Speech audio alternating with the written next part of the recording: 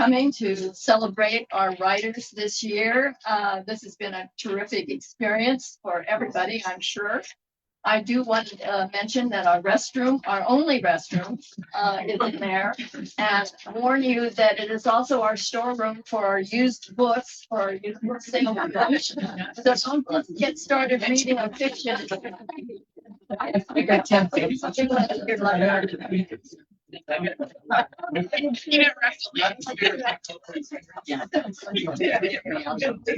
Also, somebody asked me, and I think it's a great question, will this be recorded? And yes, it will. It will be on our website, probably Tuesday or Wednesday, don't you think? Yeah. And if you just go to the website, the Cannon Beach Library website, and look under the tab events, it should be there. And we have the previous year's events as well, the previous year's Writers Read Celebration as well. So you can almost do it too. And see the writers that have come pretty much every year, the ones that are new. And we've had quite a few new writers this year, so that's been great. We had a record smashing 122 entries this year. And they were wonderful. I mean, we had short stories and poems and essays and flash fiction, whatever that is, that I still have to down that. And we had some wonderful work. So we selected it's 18 pieces written by 16 writers.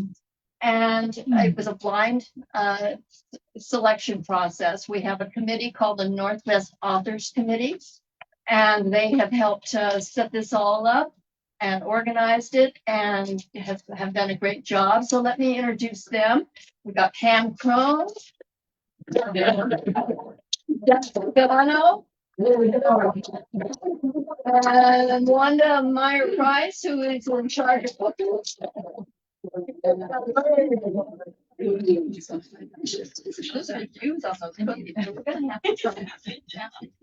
And Cami Lira, who I don't think is here tonight, she was on the committee.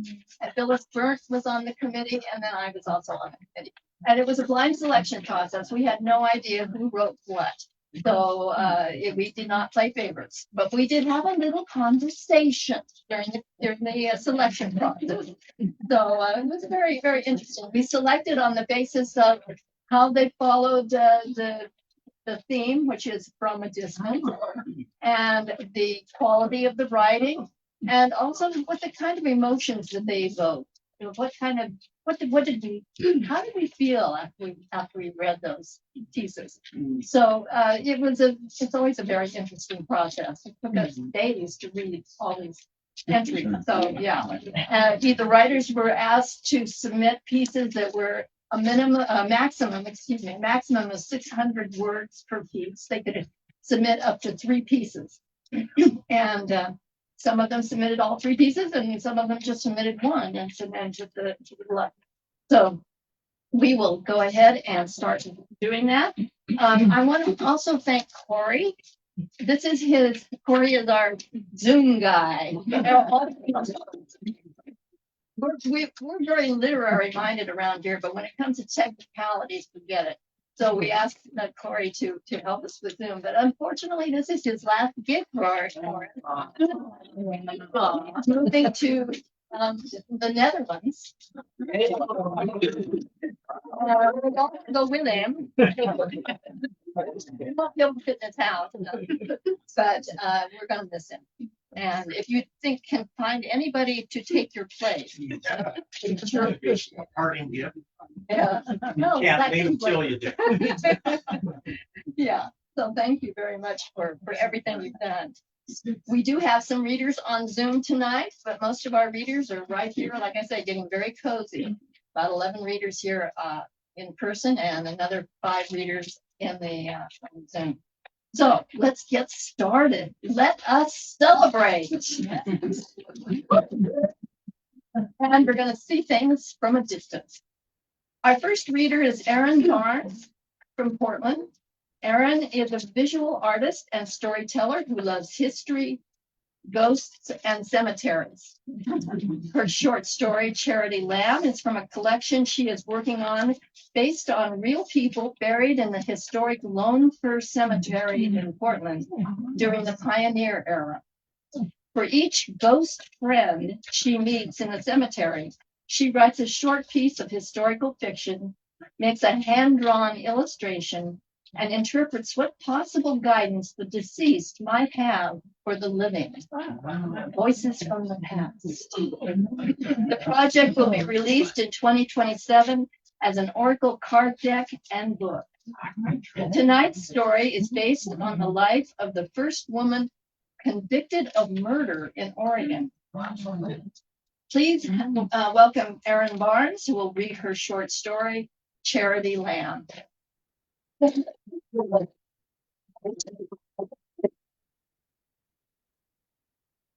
you for having me.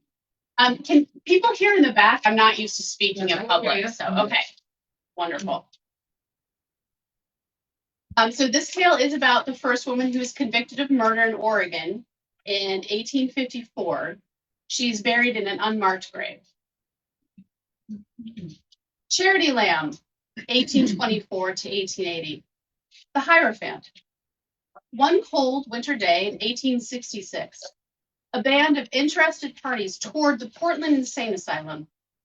The institution, founded by the esteemed Dr. James Hawthorne, was scrupulously clean, organized by the curable and incurable, the dangerous and the mild.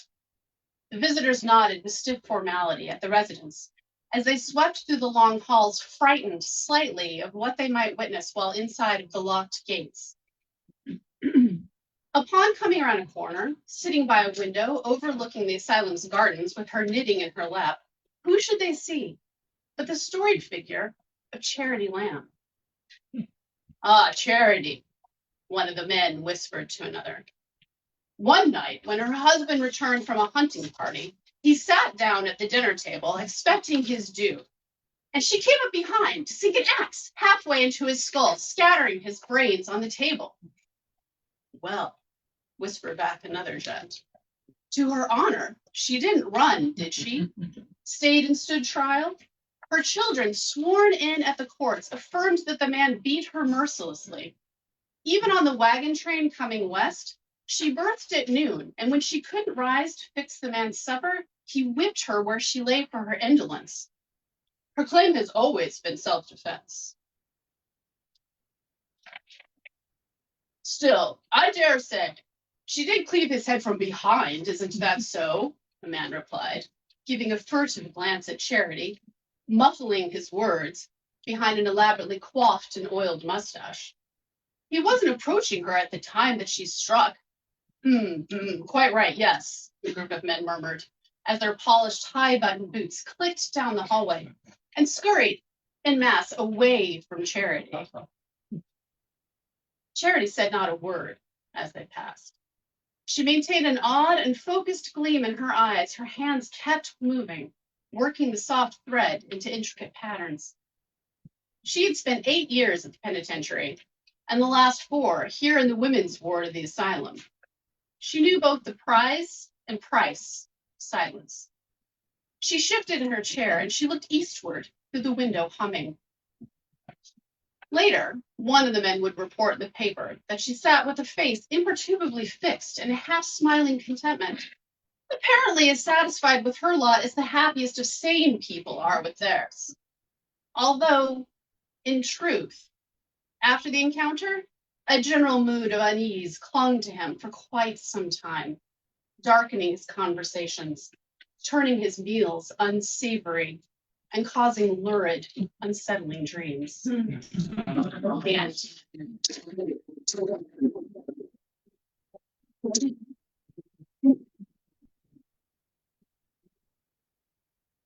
Now, after that haunting piece,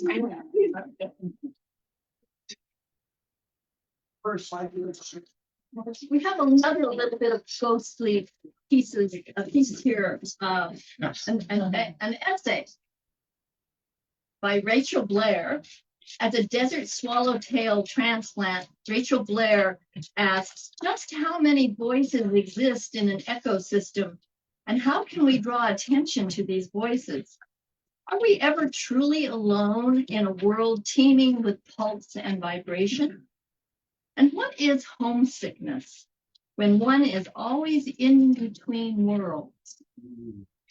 Rachel's poetry and prose have appeared in several magazines and have won awards, including Portland State University's Mary Folstad Fiction Award. Rachel flutters between the Sonoran Desert and the Pacific Northwest, working as an educator at Clark College, loving on her fur babies and husband. I'm not sure which one is fur. And dreaming of worlds free from systemic violence. Please welcome Rachel Blair, who will read her short story, How to Write a Recipe. Hello, everyone. What a warm house we have tonight. Before I read, I just wanted to share it's been just about a year that my husband and I got married out here. So it feels really extra special to be making this memory with you all tonight. And yeah, this is an excerpt from my MFA thesis, The Call of Cthulhu Cthulhu, and the story is How to Write a Recipe. My scalp is shiny and polished, like the outside of a shell, made smooth from tumbling through sand and water, protecting something from within. Baby hairs coil, burling onto my forehead and temples, my neck a lawn of peach fuzz. The hair tie snaps under the weight of it all. I leave it unfinished. From the front porch, I can smell beans cooking. Pinto beans that once sprouted up from dehydrated dirt, that grew inside a pod under a hot sun, to then be scanned for small rocks or petrified bugs. The beans bubble and murmur to one another as they boil, their voices muted beneath the lid of a pot placed next to the stove. The pot is never washed, only rinsed. It holds memories trapped within molecules. The beans threaten to bounce, to spill over, but they stay sealed away like pursed lips, keeping tight a mouthful of secret. Familiar ingredients are scattered across the countertop. We hum as our muscles dance memorized movements, pinching the pork in a duet of silver tongs and fingertips. She breaks the meat into small cubes, piece by piece, beat by beat. She can smell when the beans need more salt, all the way from the backyard, where a ruffled skirt of hot pink bougainvillea curls over the wall to blanket adobe. It stretches and fights to grow out in between the cracks of tiles.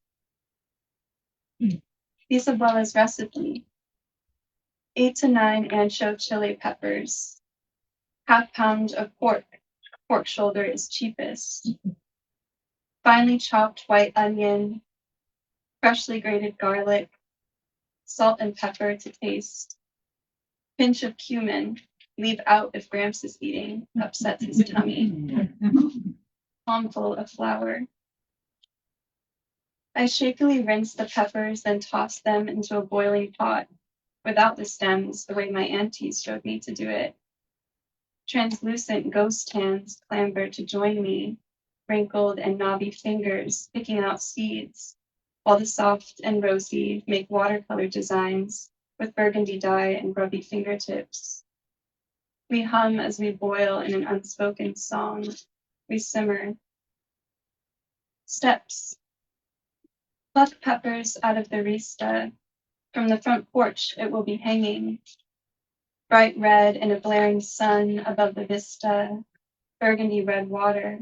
Peppers soft and hanging. From the front porch, it will be hanging.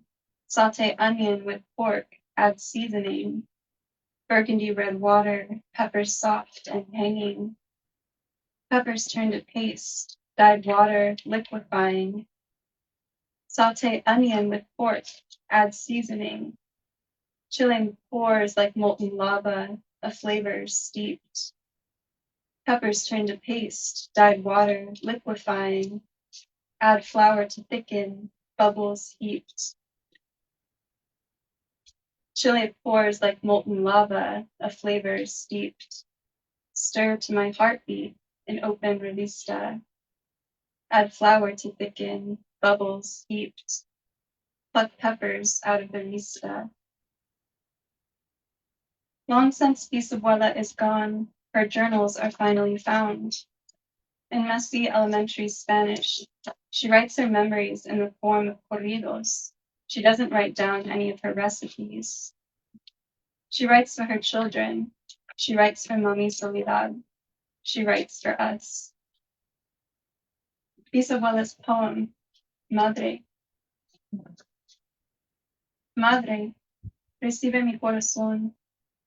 Madrecita idolatrada, madre de mi corazón.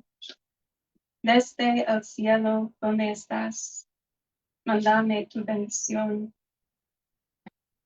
A translation, Mother. Mother, receive my heart. Adored Mother, Mother of my heart. From heaven where you are, send me your blessing. And when we are charging in the sun, a clouded veil lifts the shell open to a scalp polished and smooth. You find my part. Make it different this time, like a knife licking jam or waves tumbling the fragments into forms. Oh.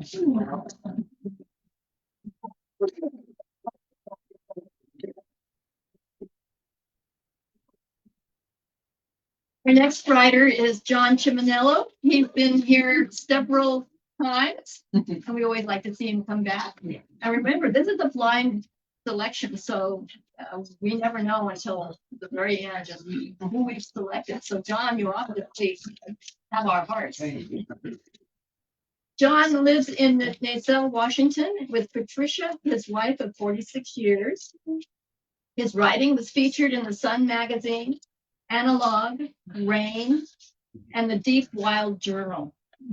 He wrote 3 chapbooks and appeared in various anthologies, including Songs from the Flowering Mountains and Heartbeat of the Universe. In 2025, John was nominated for a Pushcart Prize for poetry. His writing is a blend of musings, missions, medicine, and mischief. Here's John Chiminello, who will read his short story, Digital Distances.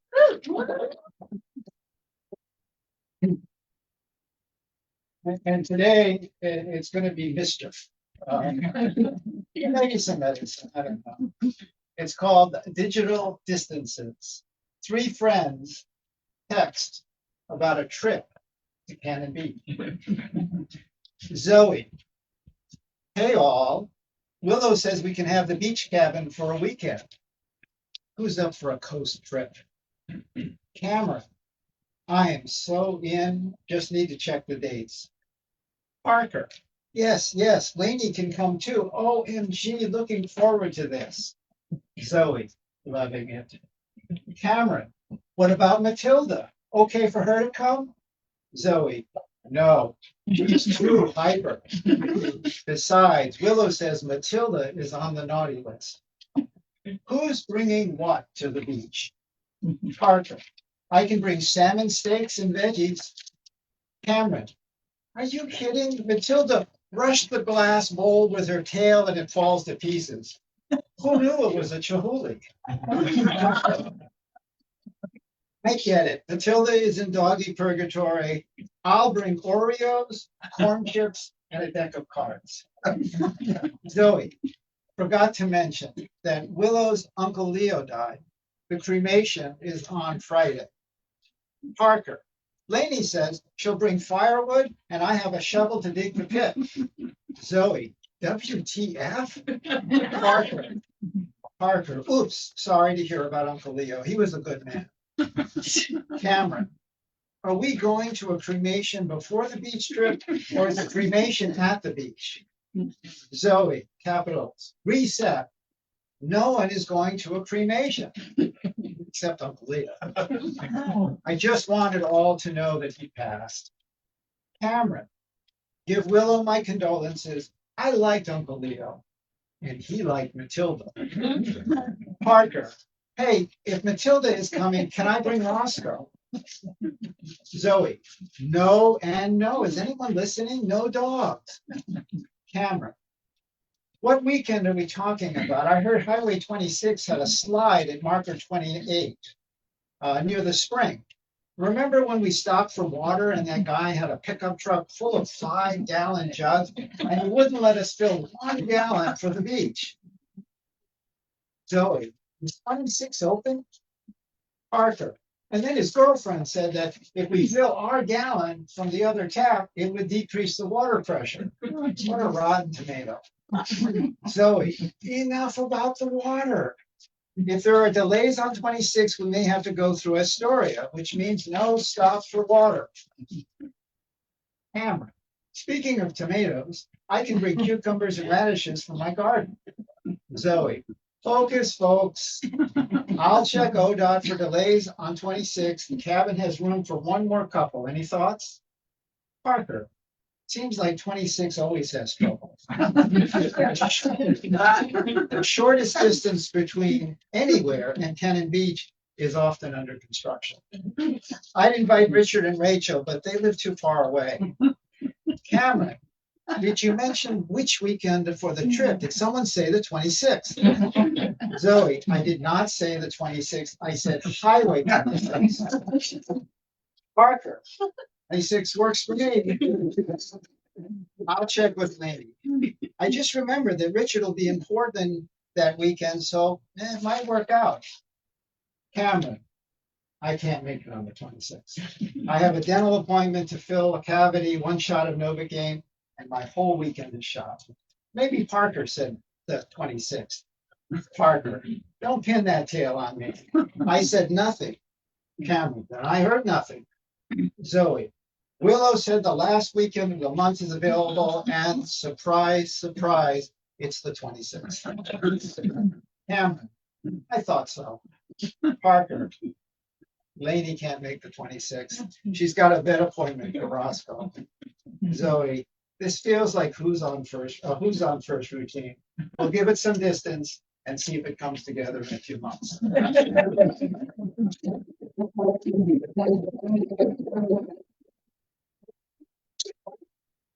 Oh, the wonderful world of messaging by text. Our next reader is on Zoom, Linda Gilbert. Hello, Linda. Linda is a retired clinical social worker who worked in a hospital and an integrative medicine clinic as a therapist, educator, and group facilitator. She has written poetry for more than 30 years and has had poems published in many poetry journals and anthologies. She also creates note cards, some of which include her poems and photographs either she or her husband took.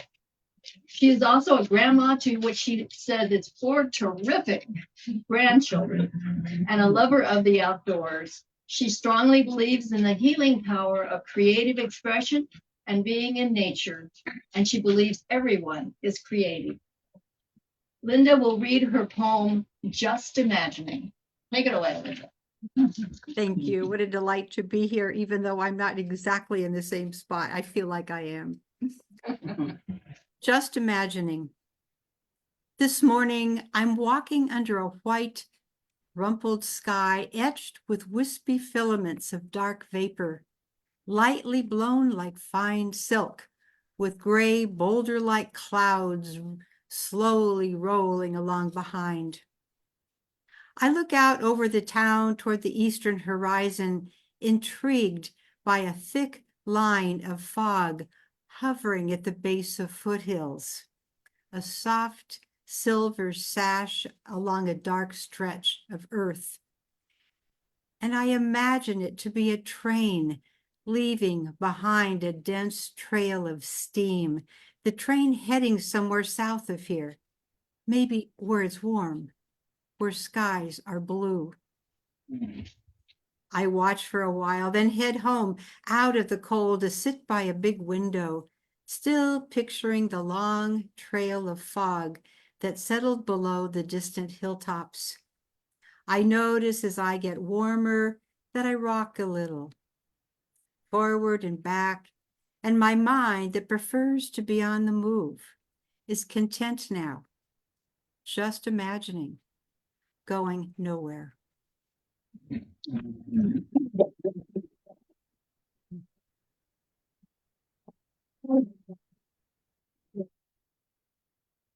Bill Gropius from Gearhart has been writing poetry and prose since he was 13, thanks to a 7th grade teacher who encouraged him to write, even though it sometimes resulted in him being bullied. He is well into writing 2 novels, one a sword and sorcery, and the other a tale of a young boy coming of age and trying to understand religion. Bill was born and raised in a small Westinghouse factory town outside of Pittsburgh, PA, the blue-collar son of a World War II veteran. He moved to the North Coast in 1998 to work as general manager of the Seaside Signal. He is a receptionist now for Helping Hands Re-Entry Outreach in Gearhart. Bill has been married 41 years to who he says is the love of his life, Beverly, who is known throughout the community as a seamstress and probably in great demand. They have 4 kids and 9 grandchildren. Bill's poem is taken from a photo he saw of a baby left alone in a truck parked in Klamath County, Oregon. The photo was taken by Dorothea Lange in 1939. Please help me welcome Bill Gropius reading his poem, Baby Left Alone. Do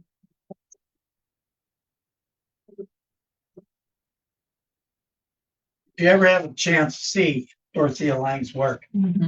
Be prepared to have your world changed. Unfortunately, I work in an industry right now that not much has changed in these last 90 years. Baby left alone. The baby had been crying for some time. His father drunk and off somewhere. His mother sleeping in a ragged, flea-infested tent. Her eyelids shuttered and ears deafened to an inhospitable world. A child's eyes shine.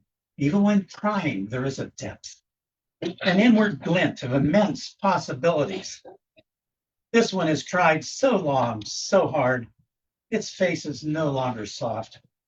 Dimples of sorrow are creased in his brow as he clutches the dirty burlap curtain hung in the truck window.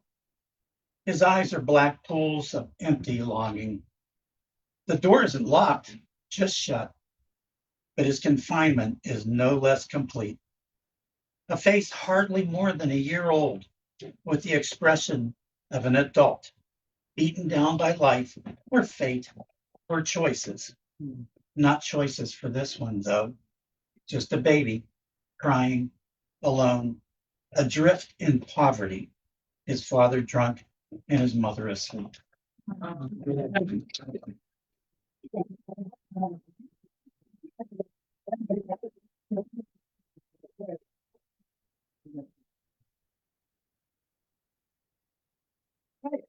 We have a homegrown boy here. Is that right? That's right. Dan Herford from Corvallis is a native son of Cannon Beach, an alum of Cannon Beach Elementary. You remember that school? Former employee at Mariner Market, right next door, and what we like the best, a dedicated patron of the Cannon Beach Library in his hundreds of years. He says, propelled, I think, by the rich artistic environment that is Cannon Beach, I'm a longtime dabbler in the creative arts, including writing in various genres, cartooning, songwriting, creating games and puzzles, And as of the 2025 Cannon Beach Sandcastle Contest, sculpture. To pay the bills, he works as a structural engineer. To fill his evenings and weekends, he coaches soccer. You're not too busy, right? He has been married 32 years and is the father of 6. Dan says he wants to use art to stimulate public discussion about how we work together to build a world we will be happy to leave to our kids. Dan Herford will read his short story, So Close, So Far. Ella banged through the door and poked her head into the living room. Why is the TV not on? The show's starting in just a minute, she hollered. From the kitchen, her sister yelled back, It's on the Fritz. We got to use the VGs, and I get to go first. The TV had been in a slow downward spiral recently. Wouldn't stay on.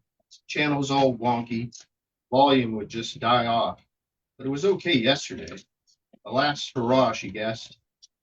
Now Vicky came out and plopped herself on the couch and pulled the vision goggles over her face. The VGs were a new thing, fancy technology that gave you your own personal viewing experience. Ella liked them, but would miss the shared TV. Oh well, just until the TV got fixed. She busied herself with tidying and looked half-heartedly at her schoolwork, but she was distracted by the noises Vicky made as she sat with the goggles. Finally, Vicky was done and she pulled the goggles off and blinked. What were you watching? Asked Ella, curious about the noises. Oh, it's a show about what's going on back east, all the troubles. It's really something, she replied as she handed the VGs to Ella. Ella snuggled into the couch and slipped the goggles on. The startup view was a beach scene somewhere warm. Then the goggles registered the new user, and the vision changed. It wasn't really a show. There was no narrator. It was just scenes, crowds of agitated people. At first it was silent, but in a few seconds the audio came in, and there was shouting and whistling and honking. Now there were soldiers in dark uniforms with helmets and weapons. Smoke filled the air, and soldiers shouted, and people screamed in anger and in fear. The crowd pulsed with energy, but the soldiers grew tired of the game, and they formed a wall and pushed the crowd back with orange clouds of gas. The people screamed and coughed and cried. Ella pulled the goggles off her head, wide-eyed. Vicky sat watching her. Oh, that was just terrible, Ella said. I know, so crazy. I'm glad it's all so far away, Vicky replied.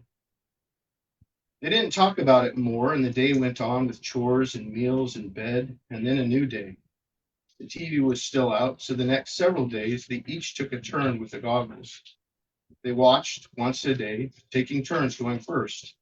After they watched, they shared their reaction and nodded at the other, agreeing on the terribleness of it all.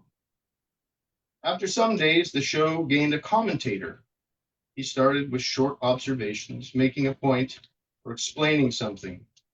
The girls were glad to have someone make sense of what they were seeing. More days, and the voice sharpened his position, and the girls nodded more as they watched. Now they wanted to talk about what they were seeing, but everything was jumbled. No, that's not what he said. It's not happening that way at all, Vicky asserted. I know what I'm seeing. It's all as clear as can be, Ella replied, frustrated. Another day or two, and now the voice was urging the listener to action. It was Ella's turn, and she made notes of who would need help and how to render aid. As Ella finished and went to the kitchen, she heard Vicky slip onto the couch. Ella filled the sink with warm, soapy water, and lost in the slosh of her thoughts of helping, she didn't hear Vicky creep up behind her. Yeah.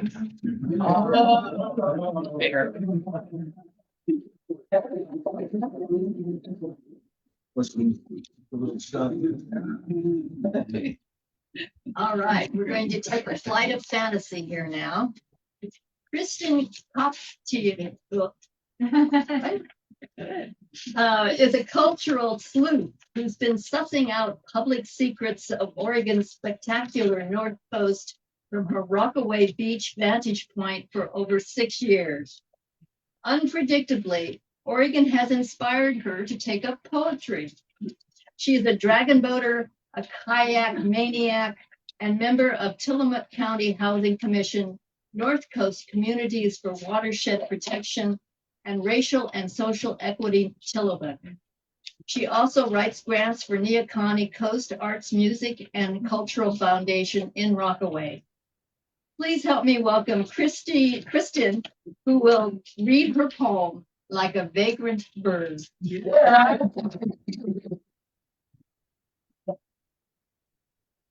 Can I stand? What's that? Is it okay if I stand? Oh, absolutely, sure. Okay, like a vagrant bird. Driving 101 north across the low slung bridge to Astoria, you know it. I spied an abundance of fluffy whiteness hovering over the far shore. What can that be? Getting closer, I realize it's the ruffling feathers of a cloud of pelicans. This snowy blizzard startles against estuary's becalmed, moody blue. Captivated, I park, rushed to water's edge. I needn't have hurried. They are not going anywhere. Yeah. Not yet. A squadron of white pelicans perch atop rows of wooden pilings, eroding ruins of an erstwhile timber mill or salmon cannery. Mirrored in still waters, reflections of the huge birds double their abundance, magnify my awe. I shiver in fall's brisk breeze that invigorates the carousing cloud. Some alight to paddle webbed feet toward other pelicans. Sword-like orange bills dip to fill prehistoric throat pouches with brackish water, sieving for fish. Some swoop up to pilings, jostling other birds for space. Massive black-tipped wings flap, flap, flap against water, soundtrack to the visual commotion. Only the condor has a larger wingspan. Is this the pelicans' final jamboree to plan their seasonal migration? Or does instinct instead direct the squadron south, triggered by shortening daylight hours, chillier temperatures? I flash back to a confounding moment long ago. By chance, one bleak fall day, I glimpsed a convocation of ducks upon the small lake where my family lived north of New York City. As if cued by secret script, legions of waterfowl, green-headed mallards, boxy wood ducks, teals, and ringnecks, even snowy swans, paddled all at once toward the lake's center. I knew not what prompted this epic gathering, but poof, beast begone, there be no duck nor swan seen on that lake all winter. Surely Astoria's luxuriant white pelican flock too would soon do what migrating birds do, unfurl massive wings, tuck back long necks, and tethered together in V formations, confidently soar away south. By no means a birder am I, yet these bird-watching moments stick with me. Is it the cycling between abundance and deficit that mimics my own experience? I was bred amid an overabundance of family, parents, siblings, cousins by the dozens, aunts and uncles, and soon boyfriends, and then girlfriends. Later, I somehow lost my flock, and unprepared, spent much of my life alone, like a vagrant bird. Vagrant bird sightings thrill birders who chance to glimpse the errant bird that strays inexplicably outside its normal range, detoured from its flock by adverse weather or navigational instinct gone awry. Like a North American white-throated sparrow turning up 3,000 miles east in an English garden. My personal cartography shifted too, from east coast to west, from straight flyer to queer. Recent increase in sightings of vagrant birds suggests their clues to shifts in patterns of bird dispersal. where human-influenced climate remaps migratory jet streams and alters habitual environments. Ornithologists now wonder if the hapless vagrant bird is better construed as intrepid explorer of Anthropocene's newfangled nature. As a queer flocker, I take courage from the vagrant bird refigured, apprehensive but intrepid, ill-equipped but resolute. I'll seek resilience in unfamiliar spaces. The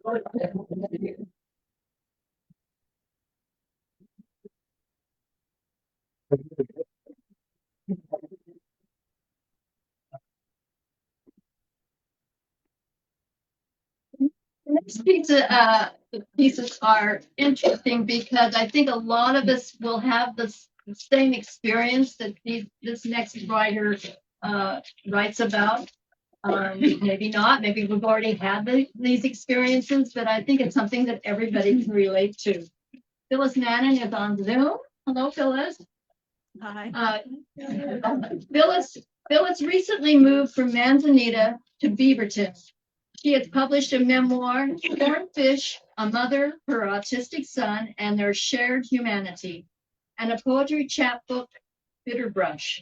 She has received a literary arts fellowship, and her poems have appeared in several publications. Her poem, Leaving the Beach House, which she will read tonight, will appear in an anthology, Campfire Stories, The Oregon Coast, by Mountaineers Books in 2027. She will also read a poem, A Landscape No Longer Mine. Please help me welcome Phyllis Manning. Thank you, Nancy, and thanks to the library for hosting this event. Leaving the Beach House, Manzanita, Oregon, 2025. Knots in the cedar walls watch me like old eyes, the sigh of the ocean caught in the grain of the boards.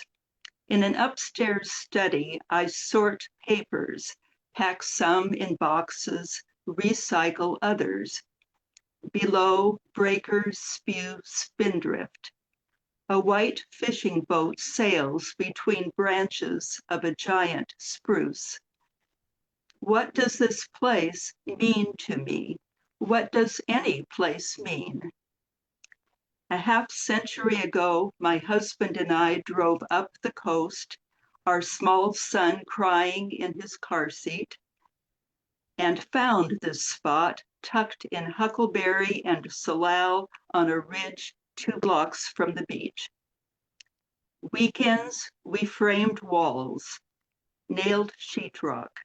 Our 2 toddlers played on the floor.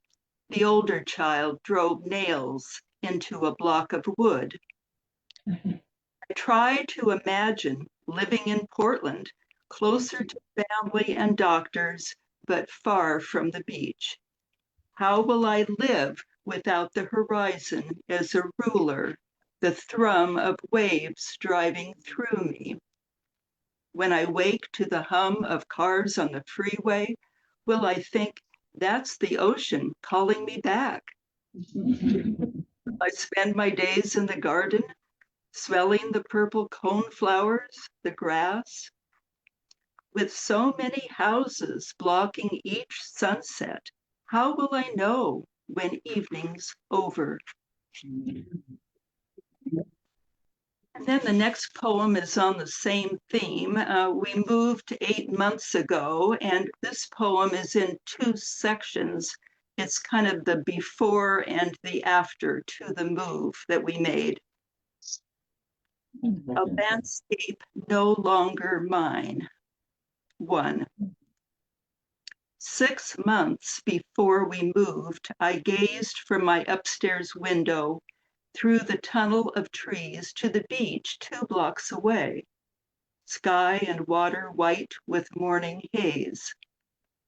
We say, in the fullness of time, such and such will happen. We will leave when the time is right, I thought, as though leaving had nothing to do with me. All those years I walked carefree to the beach, then north or south. I knew the path could shrink. I didn't know how hard the ground would be.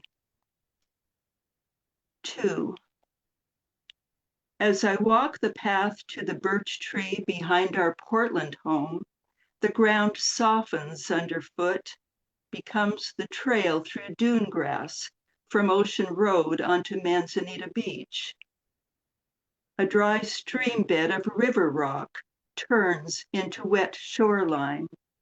Bark dust in the azalea beds into wave prints, beach cusps at ocean's edge. A neighbor's fence top into the far horizon. Thank you.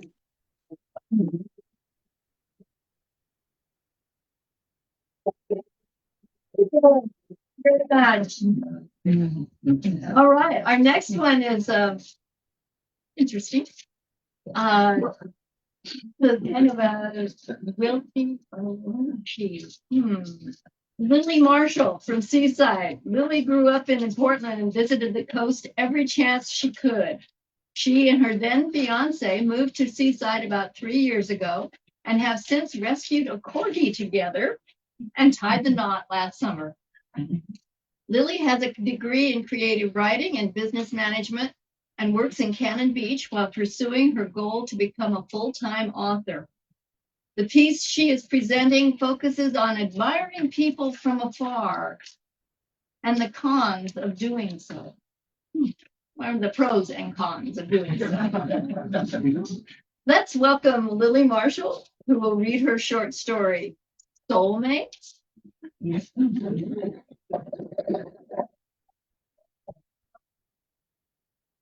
Hi, thank you all. I'm gonna take you back to your teen years, hopefully, for a minute here. You know, if you never speak to him, you'll never figure it out. Figure what out? I took a bite of my sandwich, trying to discern exactly what she was talking about. Her answer had me choking on my bread. If he's your soulmate. When did I say soulmate? I asked once I could breathe again. In fact, I don't think I've ever said soulmate, even as a joke. My best friend shrugged, tearing the crusts off her own sandwich. You didn't have to, I did. And like I was saying, you'll never know if he's your soulmate if you don't actually talk to him. I talked to him. This response earned me an eye roll. I mean about anything other than homework. She glanced over her shoulder. He's over there and his football buddies just left. Ask him to grab coffee or study or something. Didn't you just tell me to talk to him about something other than school? I laughed, dodging a playful smack on the arm. I am perfectly fine right here at our table.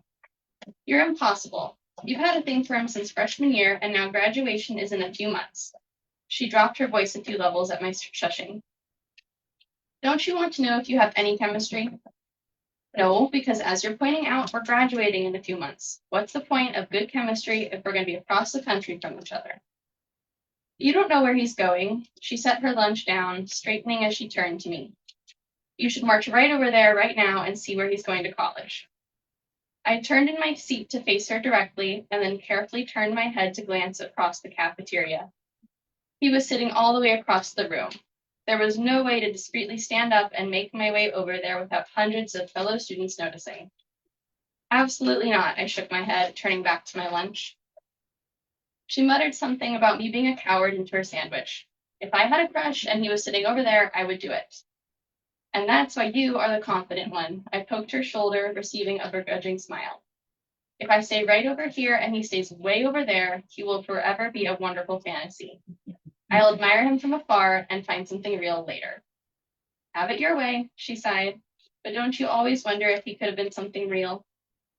The bell signaling lunch was over saved me from answering her.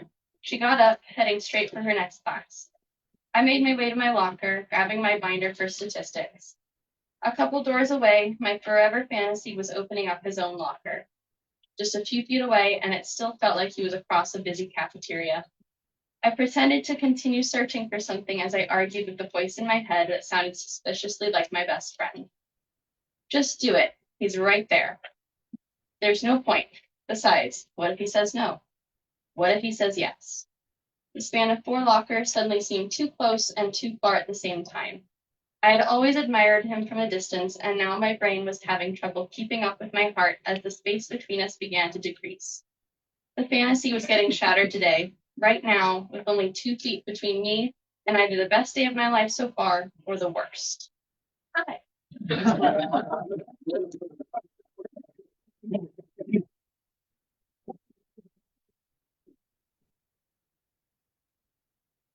Right, we are going to go kind of back in time, literally. Colleen Medlock from Portland and Seaside is a high school history and writing teacher. She wrote the nonfiction book Beaverton and is writing a history of Seaside, which will be available in early 2027. Her short fiction was featured in the North Coast Squid magazine last fall and at author events in Cannon Beach and the Hoffman Center for the Arts in Manzanita. Colleen will travel backwards in time with her short story, Warrior of Galway. Help me welcome Colleen.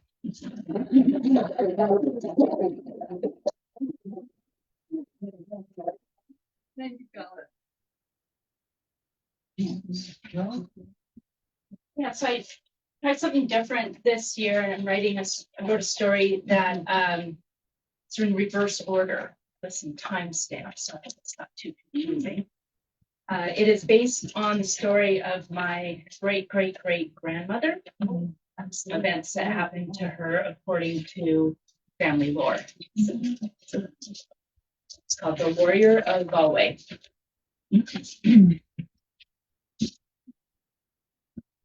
Through the clearing fog, she could just make out Halifax Harbor. From a distance, it looked like home, with its green hills, wharf, and fishing boats. But home was across the sea, and just a memory now. A moment ago, her new husband had held out his hand, his eyes hopeful, but she had turned away and gripped the ship's rail instead. Yesterday, she told John she was done with sea travel. They'd have to stay in Halifax. 5 days ago, the captain had announced that due to diminishing supplies, they would make a stop in Nova Scotia on the way to New York. 10 days ago, a storm had forced the ship off course, adding more time, hunger, and illness to the harrowing journey. 21 days ago, the first of many bodies had been unceremoniously buried at sea in the North Atlantic. 25 days ago, the couple had spent their first night on board the Warrior. It was dark and damp below deck, and the sound of the rats kept her awake all night. 26 days ago, she had stood at the altar and said, "I do." She had cried, and he understood they were not tears of joy. He knew she didn't want to marry him. He didn't have a ring, but he did have a ticket, and it was with that ticket that he had proposed. She had recoiled. She was in shock. How could she say yes? 2 minutes earlier, she had watched John dig that bloody ticket out of a dead man's pocket. 4 minutes before that, her father had pulled her off the mangled body and shaken her. "Liam is gone," he said. "Think of your future." And so she had re-entered the church and married John. 5 minutes earlier, Liam had been approaching the carriage, the ticket safely stowed in his shirt pocket. A loud noise at the end of the street had startled the horse, and it reared up. Liam was trampled and dragged 50 feet over the cobblestones. 3 minutes prior, he had come out of that church, grinning like it was the best day of his life. Likely it was, for 10 minutes before, he had married the love of his life. Just 2 weeks earlier, he had proposed. He didn't have a ring either. He had something better. For 6 months, he'd been saving for something that would change their lives, something that would allow them to escape the coming famine, to go where the fields were always bountiful and children would always have enough to eat. a ticket to America. The ship was scheduled to leave in a fortnight. She had hesitated. How could she leave Ireland and everything she knew and loved? 2 days later, the family down the road buried 3 children. The next day, neighbors buried their infant. By nightfall, the mother was dead as well. In the morning, her father had sat her down and told her she should go. She knew he was right. That evening, she said yes and tried on her mother's wedding gown. Her mother cried long into the night. Later, she and Liam celebrated over soda bread and ate a bit of ale while they made their plans. But a lot can happen in a fortnight. Now she stood near the prow of the Warrior, watching Halifax come into view. She looked at John and saw her future reflected in his eyes. He held out his hand again, offering to give her what Liam had wanted to. She took a deep breath and, turning her face toward land, placed her hand in his.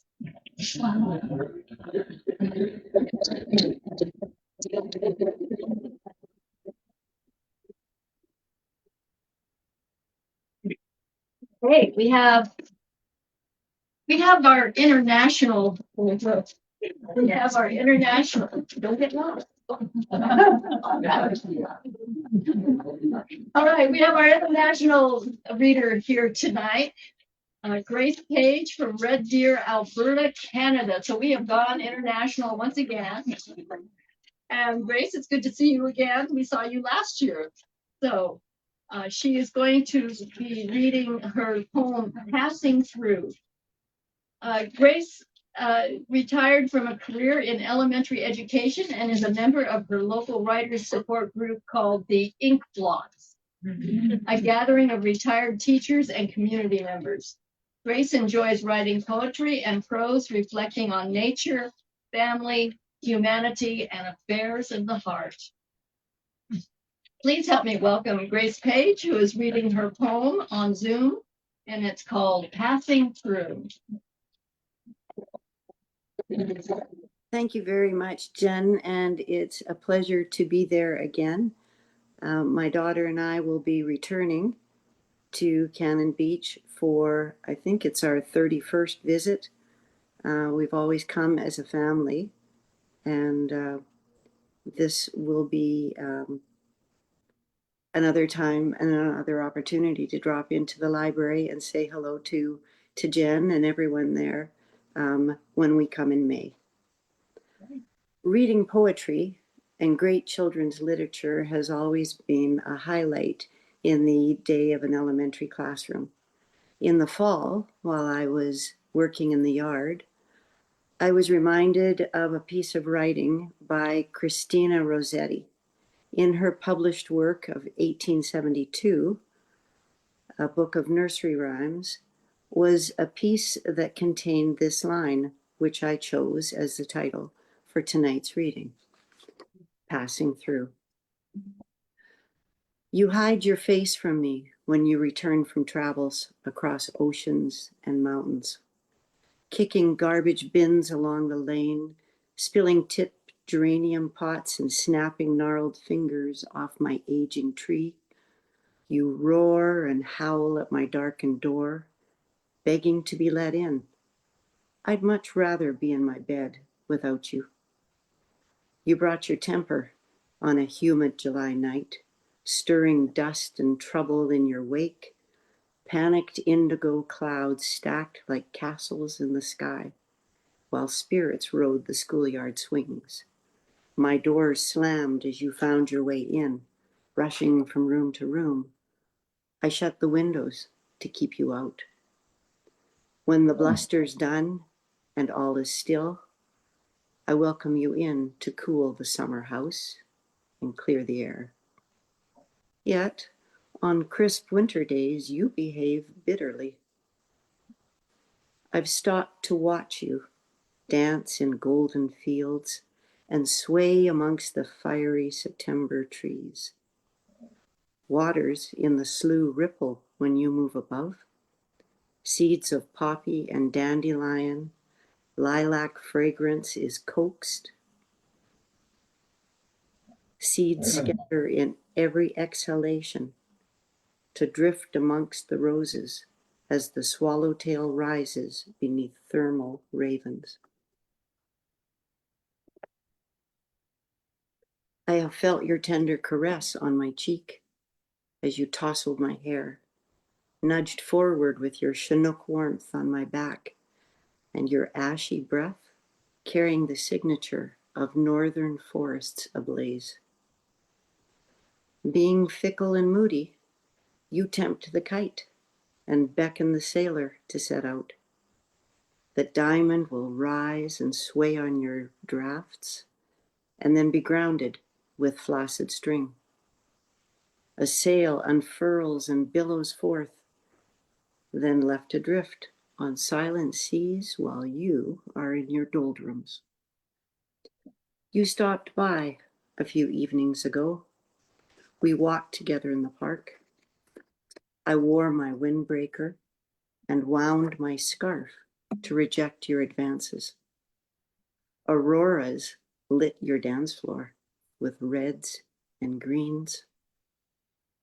And when I awoke, you had moved on, leaving me under stationary clouds to rake the leaves of trees that are not mine.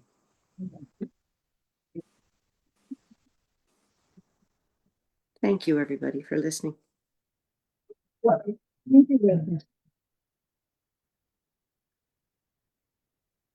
Susan Pittman from Arlington, Washington, writes poetry and fiction from her home in Arlington, Washington. Her poetry has been published in several print and online publications. She is an associate faculty member at Skagit Valley College, where she teaches English and social studies. She invites you to visit her website at Susan Pittman Writer at susanpittmanwriter.com. Her poem, Sitka Sound, is an attempt to bridge family stories and expectations passed down through generations with the now and the day after tomorrow. How do we move forward on our own feet with our own stories still to be written? Please help me welcome Susan Pittman, who will read the poem. Nancy, thank you. Library, thanks everybody for being here. This is really fun. Sitka Sound. Great Uncle Peter pulled so many salmon from these waters, they gave the town his name. Now my stringy girl digs a rod into her hip and reels up another fat-jawed lean cod. Her pole arches the same fertile sound my grandmother's crossed on proper steamers, swapping emancipated educations for moonlit canoes and hikes with chums. My brother braces her back as she hauls steady against the entire inside passage. He nets the thing, her fifth, and clubs its bulging head. She does not look away. Across that inlet, my mother was born. Over that mountain, Dad perfected his shot. And so far back, the memories could be dreams. I ate dinners with Granddad's cannery men. Her sixth. A little Alaskan in her after all, no one says out loud, in view of the purple shoes, the headphones, the frequent flyer miles. We rumble into town to the FedEx place. She wants a feast under New England maples with a hometown blueberry pie. Her best friend at the table, her sister for corroboration, her history ahead of her.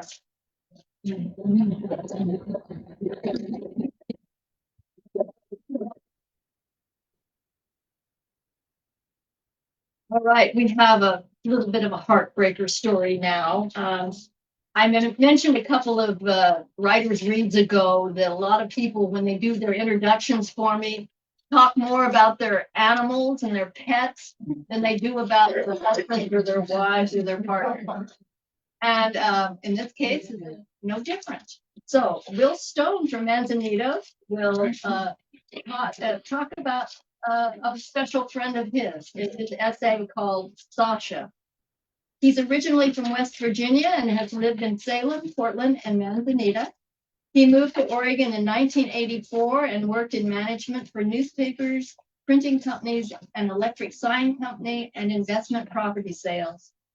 Will says about his essay, Sasha, quote, several dogs have owned me over the years. They have all been special, each in his own way. Sasha's story is true, so it didn't require any imagination. Oh, I doubt that seriously. Will read his essay, Sasha. Welcome. Thank you. She was a classic German Shepherd, black with white accents, ears always half cocked, like she was listening to a conversation I could not hear. From the day I brought her home from rescue, she appointed herself my guardian, as if it were the most natural job in the world. I learned that Sasha measured the world by her proximity to me. In open fields, she would scamper 20 yards ahead, nose to the ground, but her head would snap up every few seconds to confirm I was still there. If I wandered too far, she'd find me, pressing her shoulder against my leg until I scratched behind her ears, an unspoken contract renewed.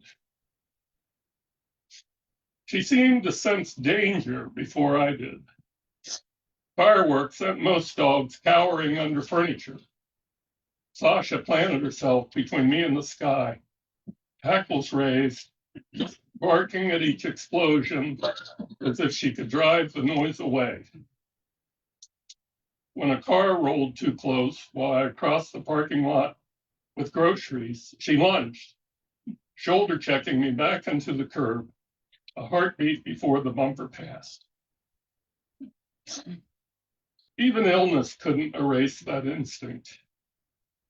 When cancer found her at 11, the vet gave us weeks, maybe months. Sasha lost weight, her proud chest narrowing, her gait stiffening, but she refused to relinquish her post. She still climbed the stairs each night to sleep beside my bed. The final night came in early winter. I'd fallen asleep listening to a book, the house silent. Around 3 a.m, I felt it. A tentative touch on my wrist. I opened my eyes to Sasha standing beside the bed, trembling. She lifted her paw again, placed it on my arm with deliberate care, and looked towards the bedroom door. The message was unmistakable. I need to go out. I slipped on shoes. She descended the stairs one at a time, pausing on each to gather strength, nails clicking softly. At the back door, she waited while I fumbled with the latch, then stepped into the cold night. The grass was silvered with frost. She walked perhaps 10 feet, lowered herself in obvious pain, relieved herself, and stood there a moment, breathing steam into the dark. The return journey was slower, each step a small mountain. When we reached the bedroom, she circled once and lowered herself beside my bed with a sigh that sounded like surrender. I lay down, reached over the edge, and rested my hand on her side. Her heart beat slow and steady beneath my palm. She shifted slightly, pressing closer, the way she always did, when she wanted me to know she was still on duty. I fell asleep like that, fingers laying on her thinning coat. When I woke, her body was cool. She had died sometime in the night, head toward the door as if keeping watch even then. I buried her in the backyard, the place she loved to lie in the summer shade. I visit often, sit on the grass, and talk to the quiet earth. The distance now is absolute. No warm weight against my leg. No alert ears swiveling at my voice. No soft exhale when she finally relaxed because I was safe. I miss her. Yet sometimes, when fireworks crack the sky or traffic roars too close, I feel a phantom pressure at my side, an echo of guardianship that refuses to fade. She's far away now, farther than any field or beach we ever walked together. But in memory, Sasha remains exactly where she always chose to be, near enough to protect, watchful, at a perfect, loving distance.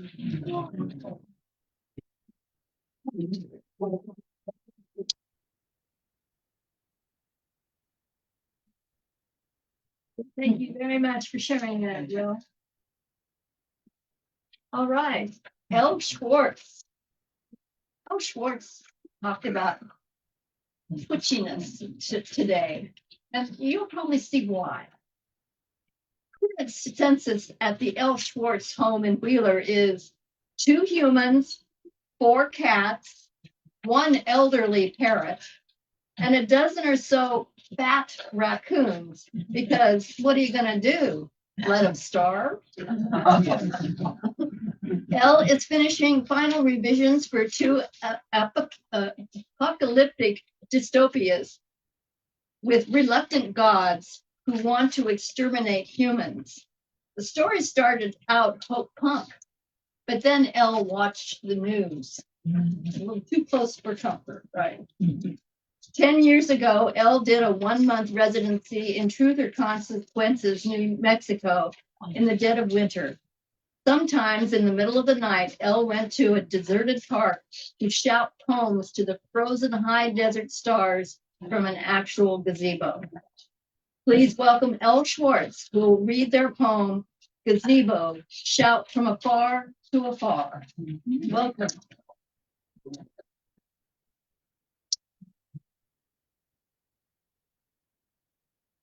My voice needs to be a little stronger.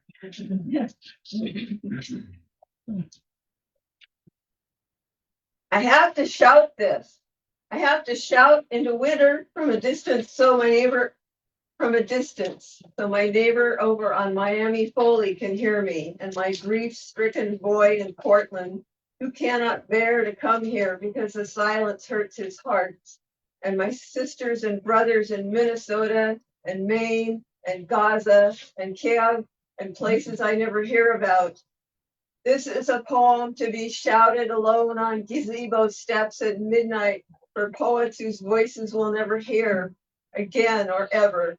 And for everyone who has learned to dig in their heels when it's obvious we have done something wrong, because we have all done some things we never should have done, or we have failed to do anything. And this is where we all are now. And we all are shivering naked in the emperor's new clothes.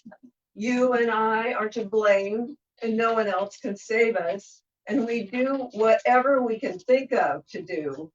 We leave messages and we stand on corners holding signs, enduring hate and grief.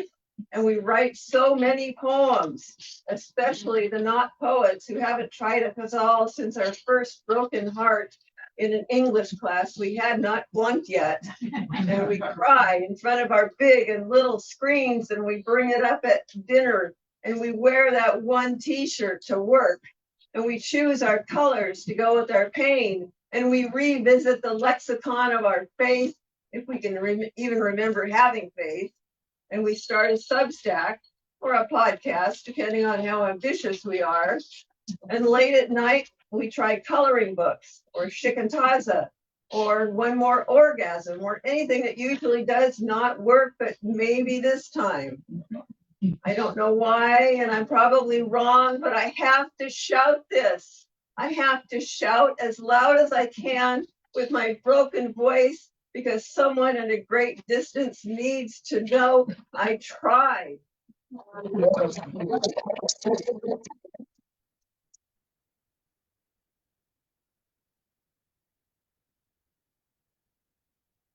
Thank you for shouting that out.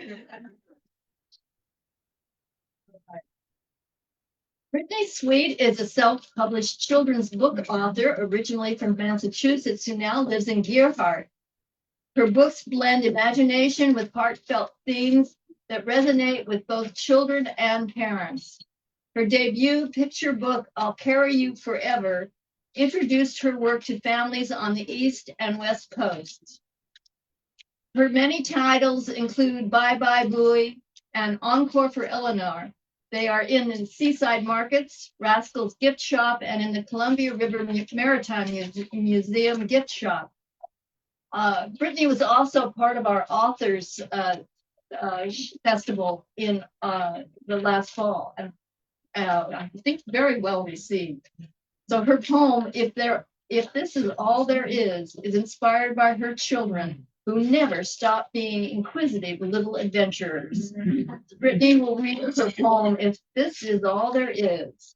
Thank you. Thank you guys for having me. I wanted to show off some artwork from my illustrator. I told her I was going to be reading today, and we collaborated on a post. I'm very active on Instagram, so I wanted to share there as well. And this is If This Is All There Is. A boy on earth sat beneath a tree, looked up and said, "What possibly? If this is all there is to know, then what's beyond where rockets go?" A Martian small with rocks for shoes looked down at Earth, searching for clues. They say the planet's blue and round. Is that the farthest outward bound? The boy kicked pebbles, scratched his head. "I've never left my yard," he said. "But stars feel close and dreams feel near, and out there comes inside my ear." The Martian blinked with glowing eyes. "I've bounced on craters, tasted skies, but when I leap, I always land. Could there be more than dust and sand?" "How far is far?" the Earth boy asked. "Far be felt and far be past." "Can close be close if you don't know?" The Martian mused, "What's far below?" The boy said, "Maybe clouds don't end." The Martian said, "Or moons might bend." The boy said, "There could always be a little more that I can't see." They each looked up, they each looked down. One on the moon and one on the ground. And though they'd never meet or wave, they've dreamed the same thing day after day. In earthbound grass or lunar dust, in questions born from starry crust. If this is all, they both agreed, there still might be more sky to need. So maybe you think you've seen the end. Try and tilt your head around the bend. A question is not cage or wall. It's just the start of not it all.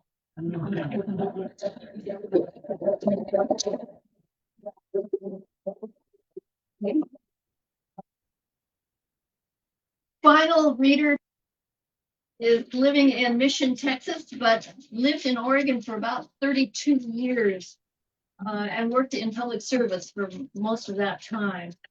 Victor Vasquez is an author shaped by movement, labor, and service. He grew up as the child of migrant and seasonal farm workers, learning early what it means to live between places, languages, and expectations. Those early years, marked by long days in the fields and close family bonds, instilled in him a lasting respect for work, dignity, and community. At 19, Victor enlisted in the U.S. Army. He earned his undergraduate degree from the University of Oregon and later a master's in public administration from Harvard University. Victor went on to build a career in public service across local, state, and national levels, including work with federal policy leaders. As a writer, Victor explores memory, migration, identity, and belonging, grounded in the belief that storytelling is itself a form of public service, and one that honors lives too often overlooked and insists their voices be heard. Tonight, Victor will read his poem, Home Invasion, and his short story, The Mint Field. Hello, Victor. Good evening, and thank you for the library staff and the community for being there. It's an honor to be able to present to Oregonians. I did spend 32 years there, and it was a good part of shaping who I am and what I've become. I've had the pleasure of living in two worlds. I'm on the border now, and I'm going to begin with a poem that reflects what is happening today. I woke up to a news event that inspired this poem called Home Invasion. The morning stirs as heat warms the earth. A soft amber sun stretches over the southwestern border sky.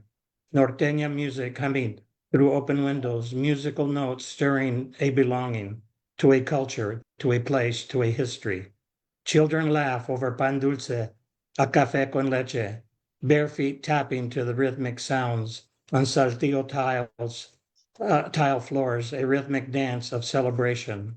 The Seco Mines Colonia possesses life of its own, each wall nailed by calloused hands, each room born from sacrifice and sweat. Hope framed into the walls of every room, love mixed in the concrete foundation. Suddenly, without notice, rupture disrupts, tires screech, turning the corner into Seco Mines. A warning, an alarm, black boots kick open car doors, a forceful landing of government-issued boots, ready to intrude, entering a private property. A powdery, dry clay soil bursts into a cloud. Shadows breaking and entering, streaks past hallways, adorned with family pictures, La Virgen, of men in uniform, children at First Communion, and Jesus.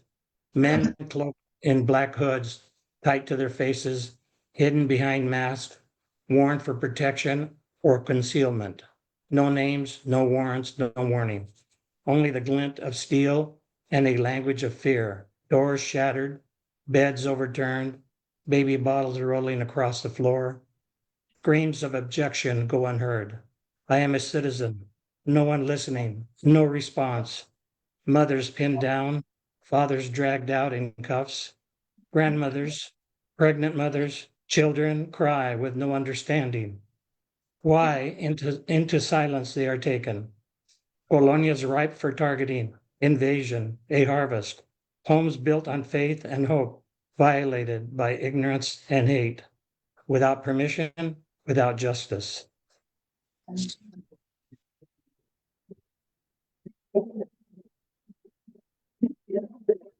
And now go with a short story that was inspired by something that I lived through when I was a young boy that actually drove me and kept me in public service trying to resolve a question that came up during this time and in this story.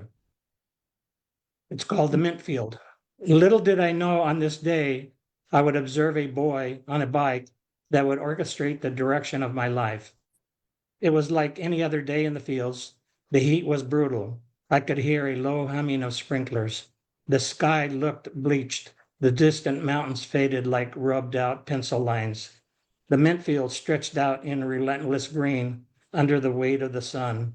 My family worked several rows ahead of me, their bodies revealed through the haze. Their laughter drifted strangely. I moved slower, dragging my shirt clinging to my back, my hands sticky with sweat, my throat coated with the scent of mint. Every breath tasted like gum. Every heartbeat felt like work. Then came a different sound, gravel crunching. I looked toward the dusty road that bordered the field and saw a boy I had never seen before, riding a bike as though heat didn't belong to him. He was pale, clean, untouched by sun or grit. A white towel swung from his handlebars like a small, confident flag. He pedals easily, lazily, as if time had softened just for him. Up the road, just past the curve, was the community pool. I could picture it, turquoise water, shouts echoing off of concrete, the bright sting of chlorine, a whole different world, close enough to see, too far to touch. I watched him pass. He didn't look at us, not at the bent backs of the sweaty bodies or the boy with the mint-stained hands watching him from a field he'd never stepped into. He rode by as though our world wasn't real. Something twisted inside my chest, longing, jealousy, something nameless. I called out, Tio Jose. He straightened, pressing his hand to his back. His face was shadowed by his hat. ¿Qué pasó, amigo? I pointed to the now empty road. Why can that boy go swimming and I have to stay here and work? Jose squinted at the bend in the road, though the boy was long gone. Maybe his family doesn't need his help the way we need yours. Help, I asked. See, you're important to this family. I didn't understand how could being important keep you from freedom? What kind of importance made your hands ache while someone else's hands held a towel on the way to the blue water? Before I could ask more, he nodded toward the walnut tree with lunch, where lunch waited. If we're slow, your cousins will eat all your tortillas. Hunger overruled confusion. I hurried toward the shade, where warm tortillas and simmering beans pulled everyone into a circle of laughter. As I ate, as my cousins teased and the day softened under the tree's shade, the image of that boy lingered. Later, as we lay on an old mattress under the night sky, my cousins were already asleep. I chewed on a mint twig and whispered a vow that the stars could keep for me. I will not spend my life in these fields. I will choose where I go. I will go swimming whenever I want. Years passed, more fields, more sunburns, more responsibility, but the vow stayed sharp, a quiet compass pointing outward. And years later, when I returned, not to work, but to remember, I stood on the same road where the boy once passed. The field looked smaller, the tree shorter, but the scent of mint was the same. I realized then that the vow hadn't been about swimming. It had been about becoming someone who could choose. I spent my life pursuing why not everyone could choose.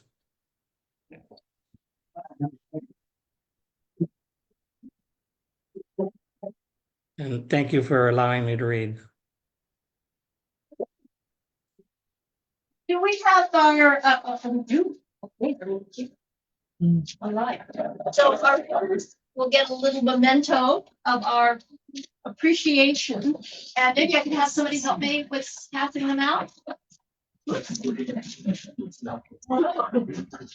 And thank you for everybody for celebrating.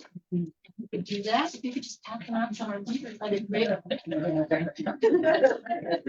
And I also have a card for Corey for helping us. But thank you all for celebrating.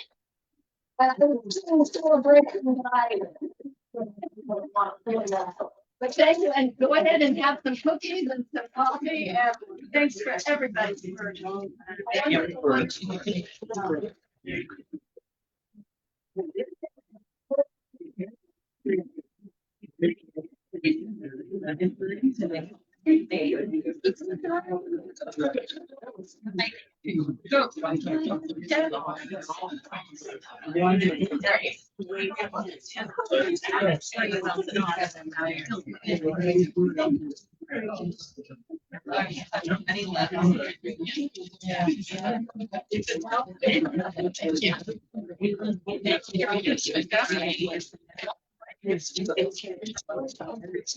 think it's free about the dog.